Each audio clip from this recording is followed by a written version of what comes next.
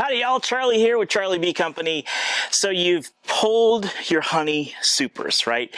And you've harvested honey and you have all these beautiful frames that have been uncapped and the honey spun off, and then what do you do with them? When they come off the extractor, they're called wet supers.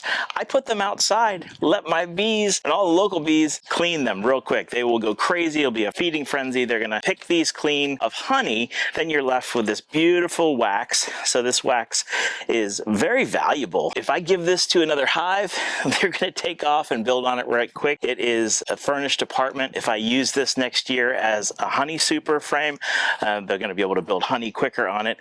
But if I just leave it out, what's going to happen?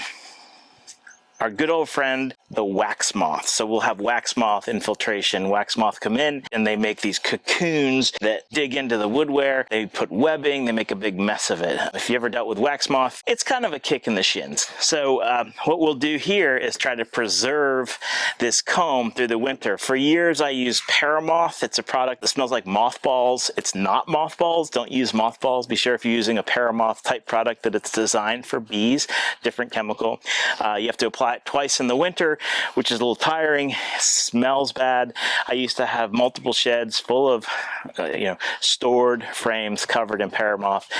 Didn't really enjoy it. And so then along came Certan. I've toyed with it. We're doing it on a larger scale now here at our operation. Certan, this is 5 ounces. This is 32 ounces. It's not cheap. The 5 ounces will cover about 100 frames plus, depending on how thick you spray it. This is more like 600 frames.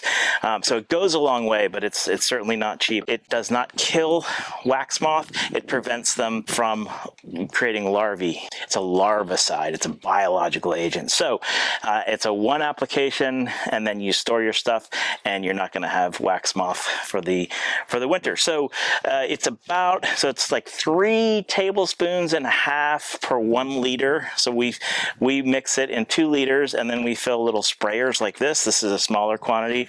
And then I just take and spray the frames, right? I wear gloves. I don't want to touch the chemical. Look at this little cricket here, little katydid. But I don't wear a mask. I guess they suggest to wear a mask. I just stay upwind of it, and I don't spray a ton. Not a lot of overspray. So I'm just going to take and spray this. Beep, beep, beep, beep. So take each frame and just spray. Just lightly mist it. Just wet it.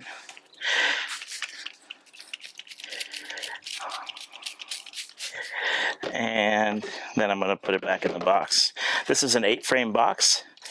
So this comb, this wax I definitely want to preserve.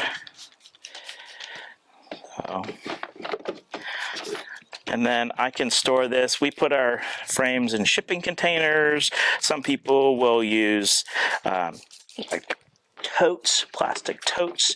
If air can get to your frames, wax moth can get to them, unfortunately. But inside your home, sealed area, totes in your garage, that usually works pretty well.